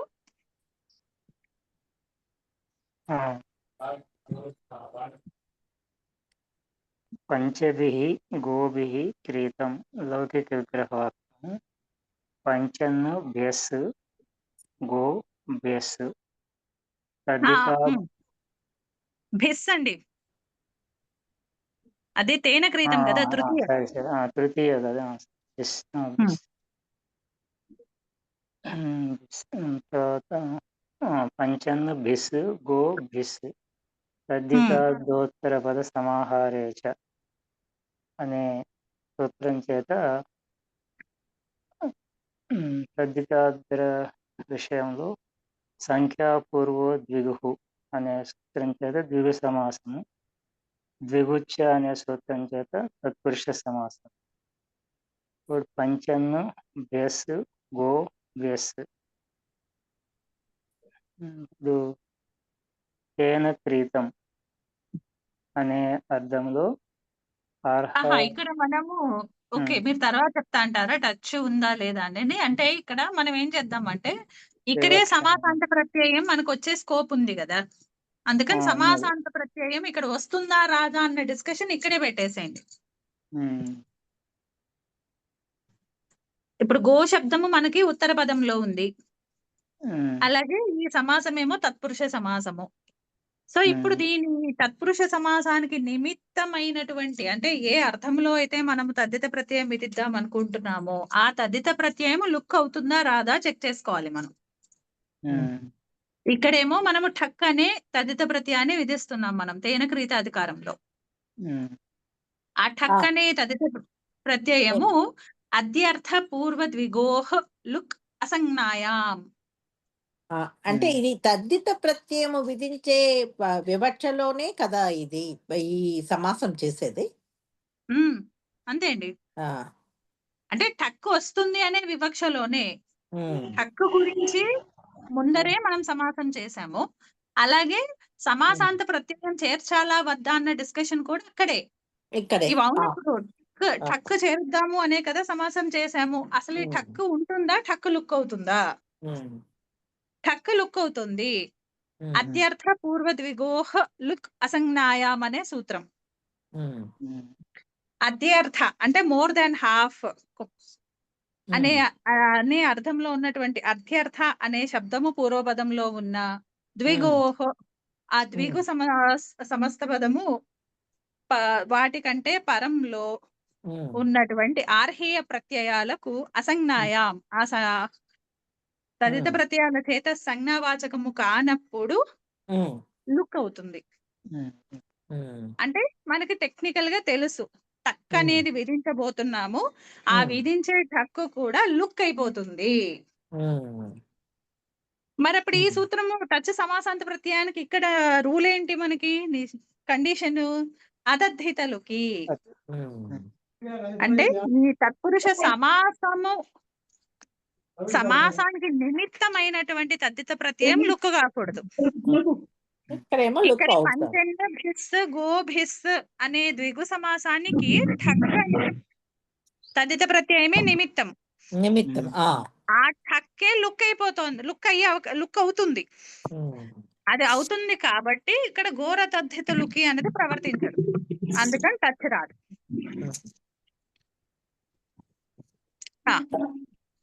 సో ఇక్కడే మనం అంటే సమాసం సమయంలోనే విధాయక ఆ కాలంలోనే సమాన కాలంలోనే సమాసాంత ప్రత్యయం గురించి కూడా ఆలోచించుకుని ఆ ప్రత్యయ అంటే ఆ సమాసానికి నిమిత్తమైనటువంటి తదిత ప్రత్యయం ఏదైతే ఉంటుందో అది లుక్ అవుతుందా అవ్వదా అన్నది చూసుకుని, అది లుక్ కాకపోతే టచ్ అనే సమాసాంత ప్రత్యయం, అది లుక్ అయితే మనకి సమాసాంత ప్రత్యయం రాదు. సో ఇక్కడ మనకి టక్ లుక్ అవుతుందని తెలుసు ఫర్ షూర్, కాబట్టి ఇక్కడ రాదు. ఇప్పుడు కంటిన్యూ చేయండి. అప్పుడు పంచన్న బిస్ గో బిస్ అనే ఉంటుంది. గోభిస్ ఇందులో మీరు టక్ విధించలేదు కదా ఇంకా. ఓకే, చూపించమంటారు. అర్హ గో పుచ్చ సంఖ్య పరిమాణ ఠక్ అనే సూత్రం చేత టక్ ప్రత్యయం వస్తుంది. పంచన్ను బిస్ గో బిస్ టక్. ఈ అద్వర్త పూర్వ ద్విగోర్లు అసంజ్ఞాయాం అనే సూత్రం చేత ఈ టక్ ప్రత్యయానికి లుక్ అవుతుంది. అందువల్ల ఇక్కడ మనకి సమాసాంత ప్రత్యయం టచ్ ప్రత్యయం రాలేదు. అంతే. అప్పుడు పంచన్ను బిస్ గో బిస్ అని ఉంటుంది. ఇప్పుడు కృద్ధ తద్ధిత సమాసాచ అనే సూత్రం చేత ప్రాతిపదిస్తున్నా ఉపోదాత ప్రాతిపదిక సంజ్ఞ వస్తుంది, అది ఇంపార్టెంట్. కృద్ధ సమాస అంటే ఇక్కడ మీరు సమాసత్వాతే వస్తుందా లేదా, అక్కడ ప్రత్యయం లోపించినప్పటికీ ప్రత్యయ లక్షణం ఉంటుంది కదా. ఇప్పుడు ఇది ఠక్ అంతమైంది కదా. సో మనకి ఎప్పుడు అందుకని ఏంటంటే సమాసానికి తర్వాత మనకు తదిత ప్రత్యయం ఉంటే గనక అది ఆ తదిత అంత శబ్దమే అవుతుంది.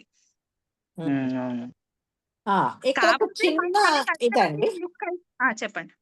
ఇప్పుడు పంచభిహి గోభిహి అన్న ఇది దానికి టక్కు విధించడమే, ఈ టక్కు విధించడానికి ఐ మీన్ విధిస్తున్నాము అని అనుకుని కదా తద్దిత ప్రత్యయం విధించే విషయంలోనే కదా ఇక్కడ ద్విగు సమాసం చేశాము.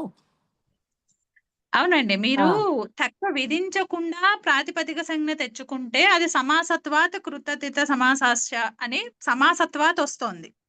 దేనికి పంచలోకి వస్తుంది, టక్క పరిధిలోకి రాదు కదా. ఒక్క పరిధిలోకి రాదు. ఇప్పుడు మనం ఏం చేసాము, సమస్త పదము ద్విగు సమాసం చేసుకుని ఆ ద్విగు సమాసాన్ని ప్రాతిపదిక కంటే పరంలో ఠక్క విధించాం. ఆ ఠక్క విధించిన టక్క లుక్ అయిపోయింది. ఇక్కడ ఒక నిమిషం అండి, మళ్ళీ ఇక్కడ ఇప్పుడు పంచన్ను ఇది పంచగో అన్నది ఒక సమాస ప్రాతిపదిక తయారైంది కదా. సమాస ప్రాతిపదిక అయిన తర్వాత దానికి టచ్ విధించాలా లేదా అని చూడటానికి టక్కి లుక్ వస్తుందా లేదా అని చూసుకోవాలి కదా. అవును, అది ఆల్రెడీ చూసేసాం మేము. మరి ఇప్పుడు సమాసానికే కదా టచ్ విధించేది. సమాసం అంటే అక్కడే మీరు సుప్పులకు లోపం చెప్పుకోవాలి కదా, సమాసం అవుతుంది. ఎందుకంటే అక్కడతో ఎండ్ అవ్వట్లేదు కదా అది. అంటే ఒక సమాసం చేసిన తర్వాత సమాస కార్యాలన్నీ చేయాల్సిన అవసరం ఏమీ లేదా, ఒక వృత్తి కంప్లీట్ చేయొచ్చా? ఇండిపెండెంట్ అంటే మనది సమాస వృత్తి మొత్తం కంప్లీట్ చేసేసుకుని తద్దిత వృత్తి చేయటం కాదు, ప్యారలల్ గా నడుస్తుంది. ఎందుకని సమాసము చేసేది ఎందుకు, ఇక్కడ నుంచి ఒక ఆర్టిఫిషియల్ గా ఒక సూపర్ఫిషియల్ గా ఒక ప్రాతిపదిక సిద్ధింప చేసుకుని ఉన్నట్లుగా భావించి ఇక్కడ ఏకార్థంతో ఉన్నటువంటి ప్రాతిపదిక ఉన్నట్టుగా అనుకుని అప్పుడు మనం వెంటనే రూప్య ప్రత్యయం చేస్తాం. అంతేగాని పంచగు తయారైపోయాక రూప ప్రత్యయం చేయడానికి లేదు. ఓకే ఓకే, అదే అండి నా డౌట్, అదే అండి. ఎందుకంటే మనకు అప్పుడు ద్విగు సమాసము విధించడానికి బేసే లేకుండా పోతుంది. అవునవునవును. అదే దట్ వాస్ మై డౌట్. ఇలా చెయ్యాలా చేయకూడదా అంటే ఓకే. ఇప్పుడు మళ్ళీ ఇంకొకటి కూడా వస్తుందండి. ఇప్పుడు Yes. మీకు సమాసము చేయకుండానే ఈ Dari టచ్ mana yang jauh పార్వతి గారు ఇప్పుడు సమాసము చేయకుండా మనం ఈ కార్యాలన్నీ చేస్తే మీకు ఇప్పుడు ఇది ఉపసర్జన సంజ్ఞ అవన్నీ ఏ విధంగా విధిస్తామండి? కాదండి, సమాసము చేయకుండా రూప్య ప్రత్యయం విధించడానికి లేదు. కానీ సమాసము చెయ్యడము అంటే అర్థము సమాస విధాయక సూత్రాన్ని చెప్పడమే. దాని నుంచి ఒక ప్రాతిపదిక పంచగు అనే ప్రాతిపదిక తీసుకురావాల్సిన అవసరం లేదు. పంచెన్న భిస్ గో భిస్ అనే స్థితిలో తద్దిదార్థోత్తర పద సమాహారేచ అనే సూత్రం చేత అర్హార్థంలో టక్ అనే తదిత ప్రత్యయము విధిస్తున్నాము అనే వివక్షలో ఇక్కడ సమాసము. సమాసత్వాత్ ఇక్కడ కావాలంటే మీరు ఇక్కడ టెంపరరీ ప్రాతిపదిక సంజ్ఞ చెప్పుకోవచ్చు. కానీ టక్ విధించేసిన తర్వాత మళ్ళీ ప్రాతిపదిక సంజ్ఞ అక్కడ చెప్పుకోవాలి. కొత్త ప్రత్యయం విధించాం కదా మనము. ఇప్పుడు ఈ పంచకు కేవలం సమాసం ద్వారా వచ్చినటువంటి రూపం మాత్రమే అవ్వలేదు. ఈ పంచగు అనేటటువంటి ఫైనల్ అవుట్పుట్ మనకు ఏదైతే కనబడుతోందో అది ఠకంతం. అంటే 5 గోవుల చేత కొనబడినది అనే అర్థంలో ఉంది. అంతేగాని 5 గోవుల సమాహారం కాదది. క్రీతం అనే అర్థంలో టక్ విధించాము. టక్ విధించిన తర్వాత వచ్చే ప్రాతిపదిక సంజ్ఞ అది తద్దితత్వాత వస్తుంది. తద్దితత్వాత వస్తుంది. అప్పుడు నాకు ఇంకొక డౌట్ అండి. ఇక్కడే నాకు డౌట్. అదే ప్రశ్న ప్రాపర్ గా అడగట్లేదేమో నేను. ఇప్పుడు ఈ సమాసంలో ఉపసర్జన సంజ్ఞ దానికి ఏది పూర్వప్రయోగం ఏముంటుంది అన్నదాన్ని ఎప్పుడు చెయ్యాలి? హ్రస్వాదేశాలు ఇవన్నీ ఉంటాయి కదా, అది ఎప్పుడు చెయ్యాలి? ఇప్పుడు తద్దితాంతం చేసి ఒక ప్రాతిపదిక చేసేసాను. ఇక్కడ ప్యారలల్ గా 2 ప్రాతిపదికలు రన్ అవుతాయి. ఒక ప్రాతిపదిక పంచెన్ భిస్ గో భిస్, ఇక్కడ టచ్ లేదు కాబట్టి గోల్ లేదు. ఇది ద్విగు సమాసత్వాత్ వచ్చే ప్రాతిపదిక. అలాగే పంచెన్ భిస్ గో భిస్ ఠక్, అది ఠక్ ప్రత్యయంత ప్రాతిపదిక.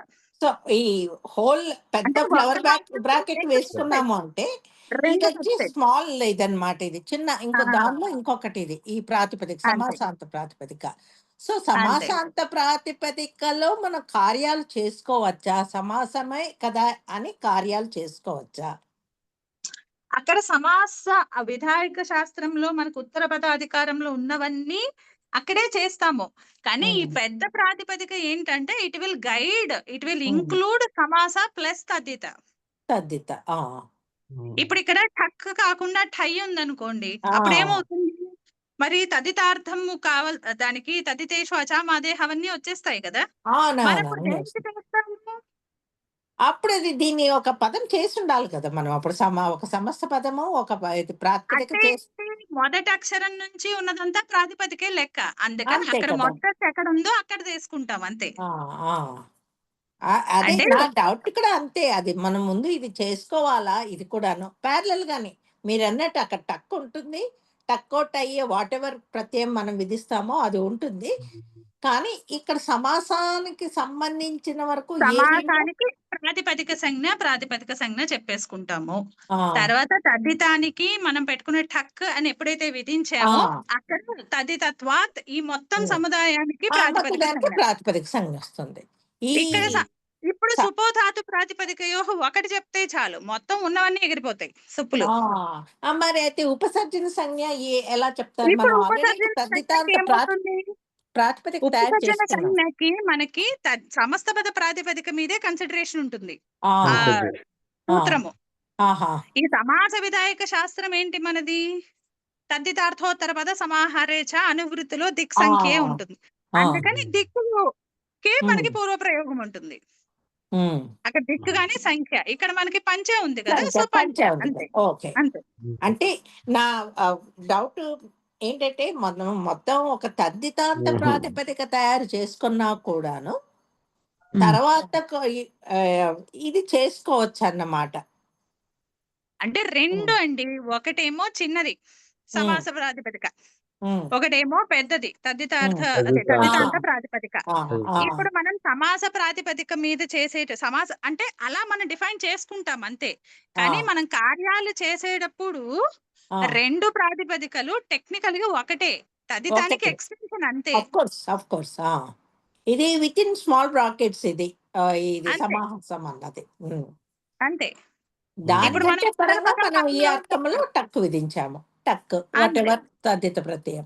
అంతే. కాకపోతే it would have been very easy మనం పంచగు అనే శబ్దం తెచ్చేసుకుని అప్పుడు మనం హాయిగా టక్ చేసుకునే వీలుంటే కన్ఫ్యూజనే ఉండదు. కానీ మనకు ఆ వెసులుబాటు లేదు. లేదు అంతవరకు కదా. మనం వీటిని డిలే చేయడానికి లేదు. ఎవరిని నేను కన్ఫ్యూజ్ చేయలేదు అనుకుంటాను నా డౌట్లతోటి.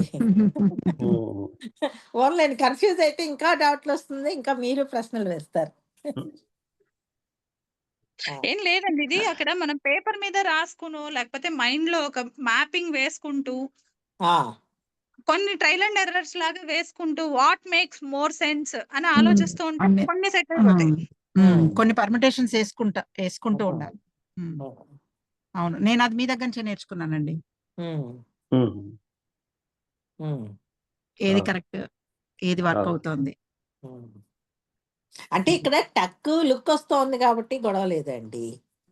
లేదండి, ఇక్కడే ప్రాబ్లం మనకి. టక్ లుక్ ఆ. వస్తోంది కాబట్టే మనం ఈ కాన్సెప్ట్ మీద క్లియర్ గా లేదు అన్నప్పుడు ఈ ఆ. పంచగు అనేది మనం కేవల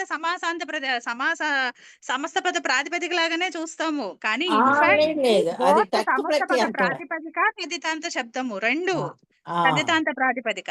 అవునండి. సో ఇది తద్దితాంత ప్రాతిపదికే ఫైనల్ గా తద్దితాంత ప్రాతిపదికే. అంతే. అంటే దాని అర్థం తదితార్థమే ఉంది అందులో, ఎందుకంటే మనం కేవలము సమస్త టక్ పదం వాడాము, అర్థం కాదు. ఆ, టక్ వాడాం కాబట్టి తద్దితార్థం ఉంది అంటున్నారా? ఉంది అంతే కాబట్టి అక్కడ మన అండి. goal. ఇప్పుడు ఇంత లుక్ అయినా ప్రాసెస్ సరే చేసింది ఏం రీచ్ అవ్వటానికి? పంచభిహి గోభిహి క్రీతం కదా, తేన క్రీతాధికారంలో మనం చెప్పడానికి. కాబట్టి అక్కడ లేకపోతే తక్కువ ఉంది లేదు సంబంధం లేదు. ఫైనల్ అవుట్పుట్ వచ్చి ఇట్ ఈస్ ఏ తద్దితాంత శబ్దం. ఇట్ మైట్ ఆల్సో బి ఏ సమస్త పదం, that is a different case. ఆ, కానీ అర్థం మాత్రం అక్కడ తద్దితార్థమే ఉంది. అక్కడ కేవలం 5 గోవులు అని మాత్రమే కాదు, 5 గోవులతో కొనబడింది ఏదో అది. కొనబడింది. శ్రీనివాసరావు గారు ఏదో అన్నారు మన మాటల్లో, ఆయన చాలా లైట్ గా ఏదో అన్నారు. క్రీతం అనేది లేకుండా ఉంటే అప్పుడు ఆ, ఆ అప్పుడు అసలు మనకి గోల్ లేదు కదండి, సమాహారంలో పెట్టేస్తాము, ప్రశాంతంగా అయిపోతుంది. క్రీతార్థంలోనే టక్ వచ్చింది. అంతే. ఇది కంటిన్యూ చేస్తారా? పాపం ఎక్కడో మధ్యలో ఆపేసాము. పంచన్ బిస్ గో బిస్ వచ్చిందండి. కృది తద్దిత సమాసాచ అనే సూత్రం చేత ప్రాతిపదిక సంజ్ఞ, అది తద్దిత తద్దితాంత ప్రాతిపదిక. తద్దిత ప్రత్యయం అంతంలో. కన్ఫ్యూజ్ కాకుండా ఉంటారు. ఇది ఇప్పుడు ద్విగు సమస్త పద ప్రాతిపదిక, అలాగే లుక్ అయిపోయిన ఠకంత ప్రాతిపదిక. లుక్ అయినా సరే తదితాంత ప్రాతిపదిక. అప్పుడు సుపోధాతు ప్రాతిపదిక యోగో సూత్రం చేత సుప్పుకు లుక్కోయి పంచను గో. తర్వాత ఏక విభక్తిక అపూర్వ నిపాతే అనే సూత్రం ఇక్కడ ముందు చేత ఉపసర్జనం చెప్పండి. ఫస్ట్ ఉపసర్జనము పూర్వ ప్రయోగము చెప్పి అప్పుడు హ్రస్వానికి వెళ్తురుగా.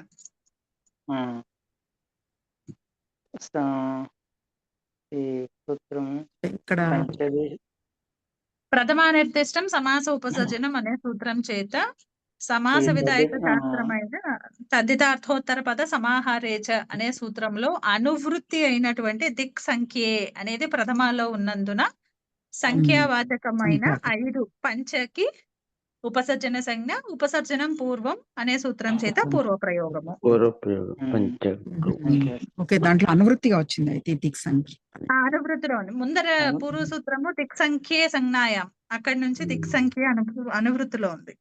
ఓకే, కంటిన్యూ చేయండి. ఇప్పుడు మీరు గౌణ ఉపసర్జన సంజ్ఞ చెప్పండి. ఏక విభక్తి అపూర్వ నిపాతే అనే సూత్రం చేత ఈ గో శబ్దానికి ఉపసర్జన సంజ్ఞ. ఉమ్. ఉమ్, గో స్త్రీయోర్ ఉపసర్జనస్య అనే సూత్రం ఉమ్, చేత హ్రస్వం. ఉమ్, పంచన్ను గు. ఉమ్. తర్వాత నలోపహ ప్రాతిపదికాంతస్య సూత్రం చేత పంచంలో నకారానికి లోపము. ఇప్పుడు ఆ, పంచగు వస్తుంది. అచ్చా.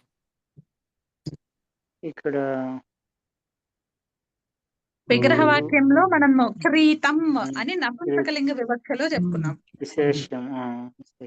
పంచకు అనేది కూడా నపుంసకం. ఆ, పంచగు క్రీతం. పంచగు అంటే ఉమ్, ఇది సమూర్ లింగం. నపుంసక సూత్రం చేత సూకిలుప్తాయి పంచగు అని ఉంది. అంతే. ఏదండి అడుగుతున్నారు వాసవ్ ఆ, గారు? ఇది అప్పుడు మనం ఎలా నిర్దేశించామంటే మీరు అన్నట్టుగా వచన నిర్దేశం దాంతోనేనా? అంటే ఎందుకంటే ఇది ఇక్కడ మనం మనకి క్రీతం అని.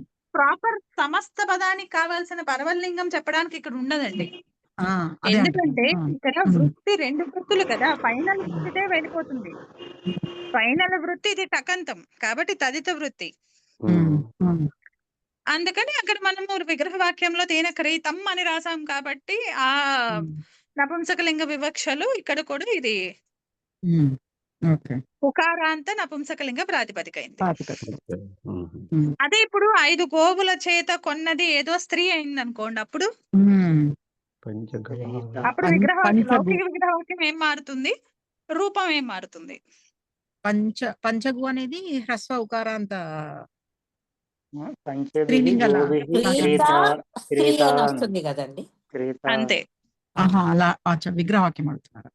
పంచభిః విగ్రహ గోభిః వాక్యంలో ప్రీత వనిత స్త్రీ, అది ఏదో ఒకటి వాట్ ఎవర్ స్త్రీలింగంలో చెప్పమన్నారు కాబట్టి. ఒక లేదు ఒక అతన్ని కొన్నారనుకోండి, సుబంతం అదే సహా సమస్త పదం. పంచభిః గోభిః సమస్త పదం కాదు, ఆ వృత్తి పదం వెళ్ళిపోతుంది. అవునండి, మీరు విగ్రహ వాక్యం చెప్తున్నారు, దాన్ని సుబంతం చెప్పాలి కదా, అంటే మొత్తం ఇదంతా అయ్యాక ఇప్పుడు ఇందాక మన నపుంసకంలో అయితే పంచగు అంటున్నాం మనం. పంచగు అంటే ఇప్పుడు పుంలింగంలో చెప్పుకోవాలంటే గురు శబ్దం లాగా ఉంటుంది. పంచగుహు వస్తుంది.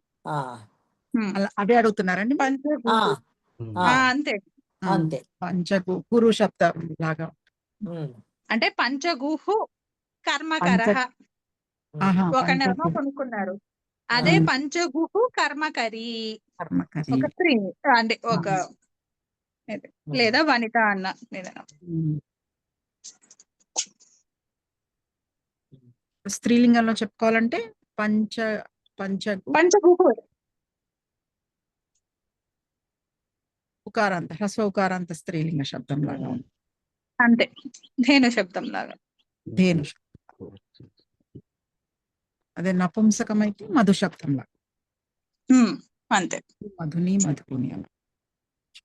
ఓకే, దీంట్లో ఇంకా ఎగ్జాంపుల్స్ ఉన్నాయి. ఆ ఎగ్జాంపుల్స్ మళ్ళీ రేపు చూద్దాము. ఒకసారి ఇవాళ చూసినవి ఒకసారి మళ్ళీ రిఫ్రెష్ చేసుకోండి, సరిపోతుంది. అప్పుడు సూత్రం మాత్రం చాలా సింపుల్ గానే ఉంటుంది, కాకపోతే జస్ట్ ఒకటి బాగుందండి.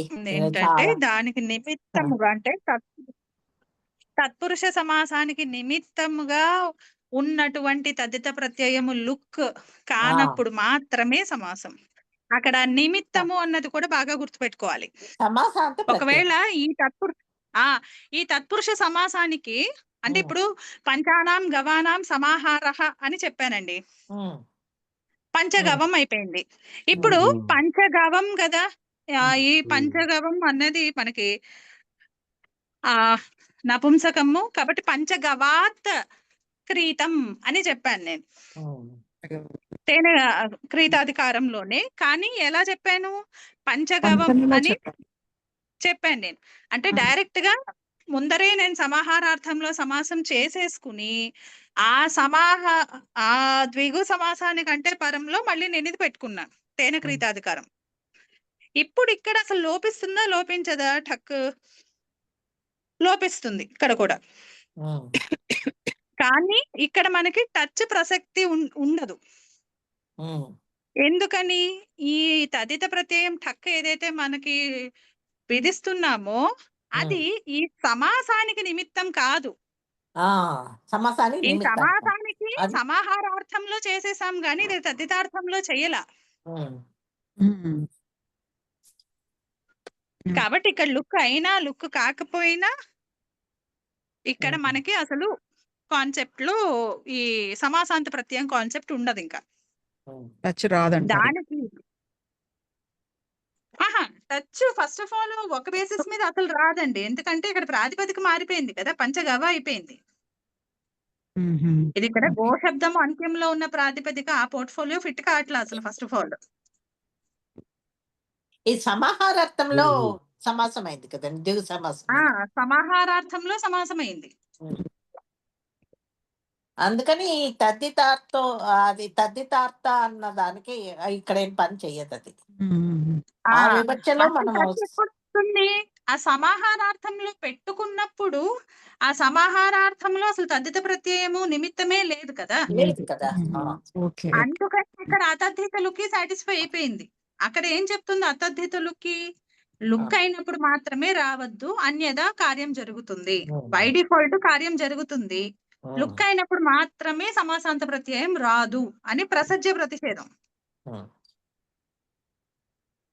అందుకని సమాహారార్థంలో పంచానాం గవానాం సమాహార అని చెప్పుకున్నప్పుడు సమాహారార్థంలో మనకి ఎక్కడ తద్దిత ప్రత్యయ ప్రసక్తి లేదు, ప్రసంగం లేదు.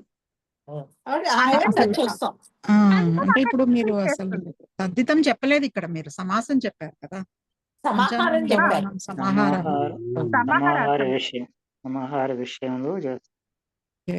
సమాహార విషయంలో ద్విగు చేసేసాను కానీ ఆ, నాకు తదిత ప్రత్యయం నిమిత్తంతో దిగు చేయట్లేదు నేను. దిగు చేయట్లేదు. సో అక్కడ అందుకని ఇప్పుడు ఇటువంటి పంచెన్ తద్దిత ప్రత్యయమే లేదు అక్కడ. పంచెన్ ఆమ్ ద్విగు ఆమ్ సమాహారార్థంలో ఇప్పుడు దీనికంటే పరంలో తేన క్రీతాధికారం లో మనం ఠక్ విధించుకుని ఆ ఠక్ లుక్ అయిపోయినా సరే ఆ లుక్ ఇక్కడ టచ్ ని ఎఫెక్ట్ చేయదు. ఎందుకని? ఆ ఠక్ విధించడం వలన ఇక్కడ సమాసం జరగట్లా, ఇక్కడ సమాసము సమాహారం వలన జరుగుతోంది.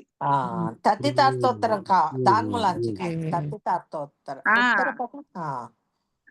అక్కడ ఠక్ అనే ప్రత్యయం విధిస్తాము అనే వివక్షలో ఇక్కడ పంచెన్ ఆమ్ గవ గో ఆమ్కి సమాసం జరగట్లా, సమాహారార్థంలో జరుగుతోంది. అందుకని జరిగింది. సమాస నిమిత్తమైనప్పుడు మాత్రమే ఆ తదిత ప్రత్యయము ఆ సమాస నిర్మాణానికి నిమిత్తమైనప్పుడు మాత్రమే అలుక్క ఏంటన్నా చూసుకోవాలి.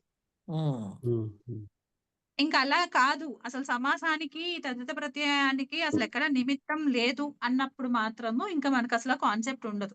అక్కడ బై డిఫాల్ట్ టచ్ వచ్చేస్తుంది.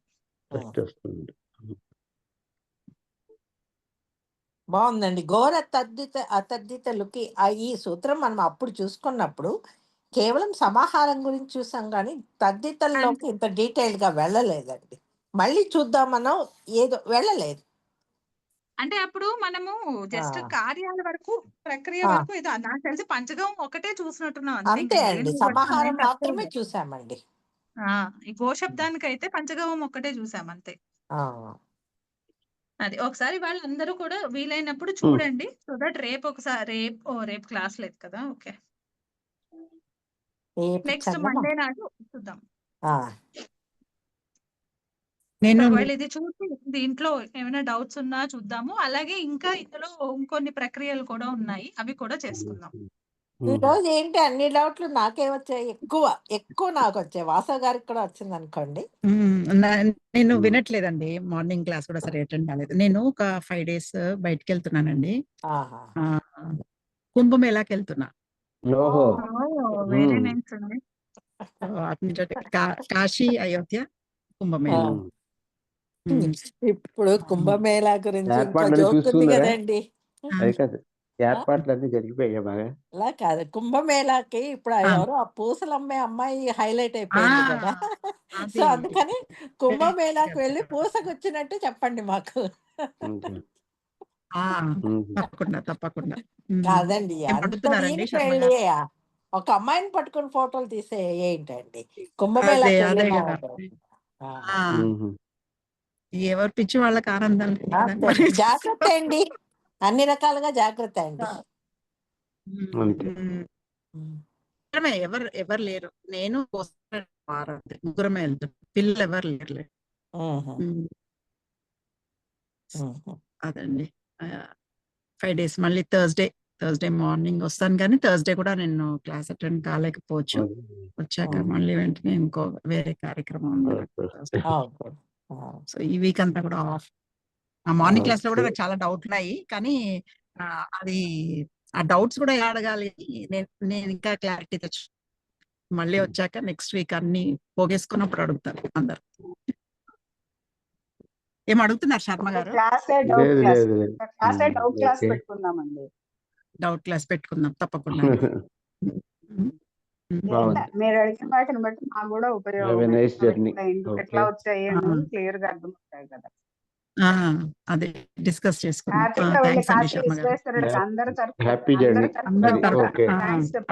అందుకే చెప్తున్నాను అనమాట.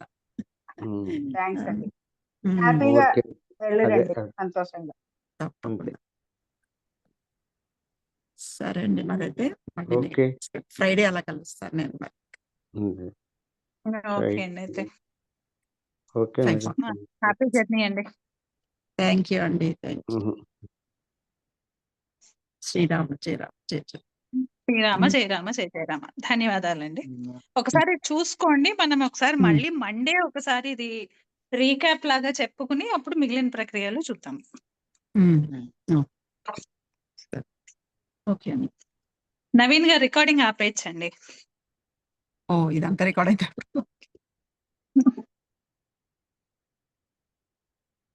ఓకే అండి, అయితే నేనే హోస్టా? ఓకే.